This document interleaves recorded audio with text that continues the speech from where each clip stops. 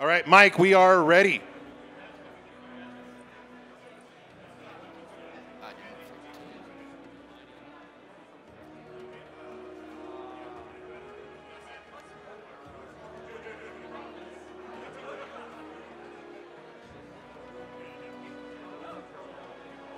All right, guys, it is for match 3, round 1, match 3, Tourmaline Desert again. And here we go, back to you, Ben and Mike. We're actually, let's do that map ban one more time. Yeah, we're going to throw Darren back up on stage. Yeah, we're going to do that one more time. We need to swap the teams yet again to make sure that the right teams are picking in the right order. So we're going to do that one more time. All right, we are doing the map banning one more time. Are you guys ready? Are we ready?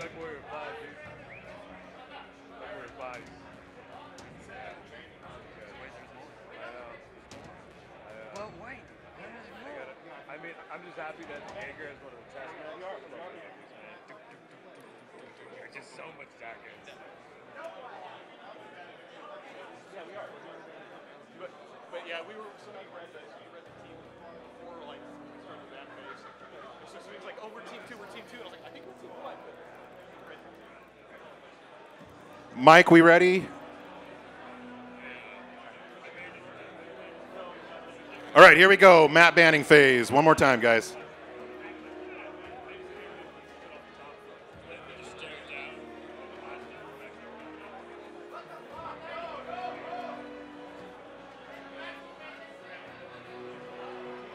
All right, there we go. It is not Tourmaline, it is Canyon Network for match 3. Back to you, Ben and Mike. All right, sorry for the technical difficulties, but we got the teams into the right sides, and we, as I predicted, back to Canyon Network. Yeah, like you said, when we flip the teams, the team 1 gets to ban first. So that way you have 2 teams that are basically choosing the maps that hopefully they're the most comfortable with, the most prepared with. So once again, we're back on Canyon Network where we were on drop 1. We're going to have to see if something different can happen this time. Yeah, it's important to note that the maps that are being banned, it's not always because that they don't like those maps. Sometimes it's because they know that the other team is better at those maps and they don't want to fight them there. So that's a very smart ban. So we've seen gameplay on Mining Collective, we've seen gameplay on HPG, and a lot of times those are a little bit more brawly. Yeah. And some teams, they are more confident in a longer range game. So naturally they want to vote for a longer range map. If they forget to ban one of those 2 maps, or if they just opt to not ban one of those 2 maps, we could see that one get picked and it could be a completely different game. And I'm sure Blackwatch would probably want to play on some of those because they'd love to just sweep right through Eon. But well, we've been seeing Eon Synergy right now playing extremely well at long range. Blackwatch a couple times now has gotten close to them. They've moved in to essentially a range where maybe they could push, but it doesn't really seem like that's what their strategy is so much. It's just kind of an aggressive area denial. But so far, you know, Eon Synergy's been able to adjust. They've been able to move their positions and force Blackwatch into either bad locations where they don't have cover or just better trades across the board. Absolutely. What I think we saw here is Blackwatch coming out and basically doing the same thing again. And it's risky. That's very risky. You're playing mind games. You're like, do they think we're going to do it again, or do they think we're going to do something different? When that strat seems like it is all about the map control, and they got the map control they needed, but then they started losing at the trades. Personally, I would have loved to see them kind of throw them for a loop and actually do a brawl push, like surprise. That last drop, 228 was aggressive. They moved up. They had a couple mechs on stage, and then instead we saw them bog down. And Eon Synergy was aggressive, really with mechs that are not designed, and a deck that's not designed to be that aggressive, but they were extremely aggressive, and it just seemed like 228 wasn't ready for that. They didn't expect that to happen. We did see some mech changes too. Panic Button, for one, we've seen him in the Supernova all through the semifinals, opting for an Executioner now. Yeah. The build, the patches and stuff haven't changed for the tournament server. They've kept it the same. It's exactly the same as it was in the semifinals. So they decided for some reason to make that switch after being so consistent with the same 6 mechs every single time, switching it up, and maybe they saw something used by another team. They thought that it could handle it. They probably did internal scrims with it. It probably performed well, but little things like that, it's like how much did that impact Blackwatch? And could that have potentially led to why they lost that one? And you know where they saw the Executioner, where we saw it out of these 3 teams, that's the other assault mech that Eon Synergy will bring. They will bring the Supernova, or they will bring the Executioner. They've done it a couple times. They've done it on Canyon Network. And all of a sudden, we're in Canyon Network, and we're seeing Wolfhounds on Blackwatch. We're seeing Executioners on Blackwatch. It's like this imitation game, almost, what they're doing. But they're playing it sort of in the same way that we've seen them do it before, with this kind of aggressive push and then a hold. But clearly, Eon Synergy, they've seen that. They saw what happened in the semifinals, and they're ready for that. Blackwatch is going to have to figure out something different right now, because I'm not sure that strategy is going to work. Absolutely. If you try it a third time. I mean, we've done it twice. They've done it twice now. It hasn't worked. They got to go somewhere into their playbook and figure something out. And like you said, they're basically bringing Eon's mechs, but then they're still playing the way they played. They're playing their game. They played their game, and it's not working. You know, they're not playing to the strengths of the decks, it seems. Especially when you think Executioner or you think push deck. So Panic Button got up there, but they never intended to push. They had Chrisman up in his Spire. They're not going to leave him behind. That would be suicide. So they built their entire strategy around not actually pushing through stage and attacking them. It was just that initial map control, which is great. I love that. They got the map control, but then everything after that, Eon Synergy just was perfect, finding great angles and just started burning them down. Yeah. And so we'll have to see, once they get everybody readied up in here, we're going to have to see if Blackwatch is able to just throw them a curveball here. The thing honestly, watching these last 2 games, it seems like, especially in that last game, right, Blackwatch was there. They had the Executioner close, they had everything, and it's Eon getting aggressive with, you know, dual PPC summoners, with Hunchback 2Cs with PPCs. I mean, these are mechs that if you get up close, you should be able to win that engagement. It just felt like, for whatever reason, Blackwatch wasn't ready to pull the trigger, or they didn't want to pull the trigger. But I tell you what, we're just going to have to wait and see. All right, let's do it. We're heading into Drop 3, Canyon Network, back on Blackwatch Team 1 and Eon Synergy Team 2. Blackwatch isn't out of the tournament. If they lose this one, they will be moving down into the loser's bracket. Yeah, but they still have an opportunity. I'm sure that they want to win this one. They want to move on. Winner of this, of course, going to play EMP. So that... It's a tough draw, but you know what? When you're one of the top 3 teams in the world, you've got to beat the other 2. Absolutely. So nobody wants that one-loss blemish on their standings here. So we'll have to see. Can Blackwatch come back and pull this off?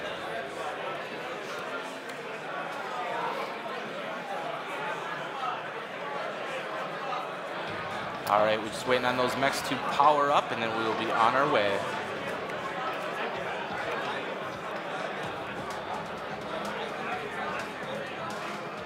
All right, here we go.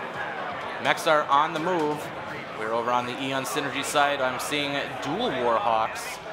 And then they've got Legolas and then Nike Gear. Is he still rocking that same build? Let's take a look. 6 ER large lasers over in the junkyard. That's a very high Spire that can get really solid overwatch over Theta, as well as that left flank. If it gets pushed, it can be a little risky, but with those ER larges, especially clan ER larges, he can reach out and touch people from across the map. Looks like some early trades defunct in the Night Gear, that bright red Night Gear that he's known for. He's just trying to get out and move left. And he's right taking a ton of damage right now. And he is getting hit pretty hard. 86%, a lot of it in that right leg, which was facing that incoming fire. So a lot of really early damage coming out of Eon Synergy here, but they're starting to get into their positions and starting to trade back. Yeah, we're taking a look right now at Lizzie in the cockpit of a Warhawk with 4 ER PPCs. Running a little hot, so he's backing off a little bit, but having some really good shots downfield. And this is Eon's game, right? They get these positions and they just trade around the corners. They trade and they wear you down. Queenblade posted up right underneath Theta. He's getting hit a little bit by Colonel O'Neill and Hardock there. Probably Hardock in that Wolfhound. He's safe where he's at, but he's just kind of making a presence under Theta. But unfortunately, because of that Wolfhound, he is not able to move up any further into Theta and capture it. So we're rolling 2 caps to 1 in favor of Blackwatch. So if Blackwatch tries to play the cap game here and tries to draw this match out, which they're kind of known for. I mean, they've had a lot of cap wins that we've seen, and they've always been extremely exciting. The thing is Eon is doing quite a bit of damage, and if they keep peeking, they're allowing Eon to keep landing these shots. Yeah, the trouble with that is if they stop peeking as much, if they slow it down a little bit, Eon, as they should, would move into new positions, take away those angles, and basically force them out of cover. Legolas stepping up and taking 10% damage on that, kind of overstepped a little bit, but Zelaglock in the Summoner making an aggressive move up this left flank with Dared, his little buddy there, in tow, keeping him safe from any lights that might come by. But he's trying to get some severe angles on the radio tower here and take away some of the firing lanes from Blackwatch. If they're forced to hide behind little tiny rocks as they get surrounded now by Eon Synergy, they're not going to be able to put down very much damage without getting punished like we just saw. Just a lot of damage going into Panic Button, down to 68%. He peeks, he takes one shot, and he takes 3 mechs worth of shots back in return.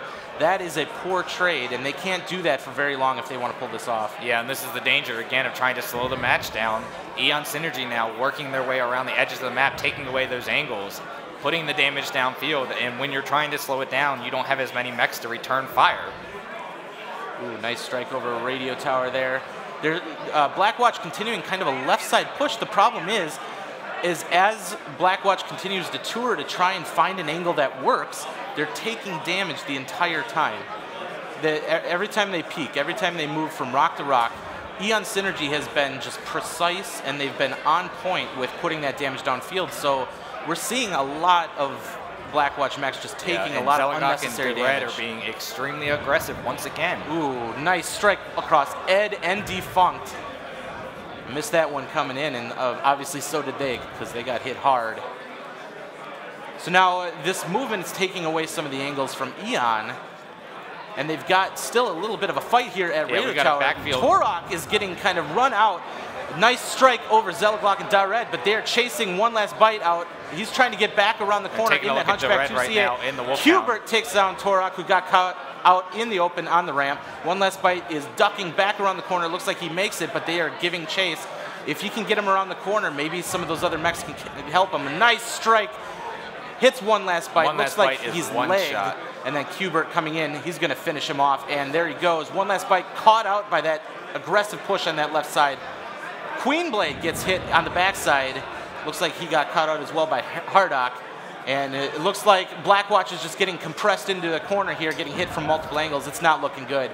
We might see this one drop in favor of Eon Synergy unless they can pull this off. They need to start racking up some kills or it's going to be too late. Another great strike across Archon Adam Steiner. Almost looked like a blind one. Dared posted right up on top, just getting whatever scratch. They're getting into the main scrum. 2 more quick deaths. And this is what Dared is the best at. He can peek around these corners in these Wolfhounds.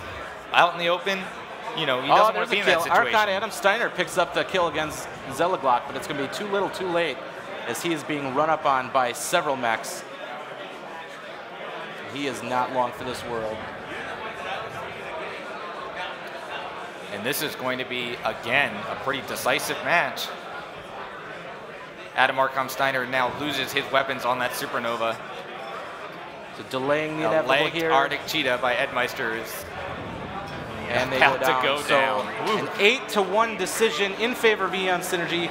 Eon coming out to play. They came out hard, and they really brought it to Blackwatch. So a 3-0 decision on the series in this best of 5. And there you have it.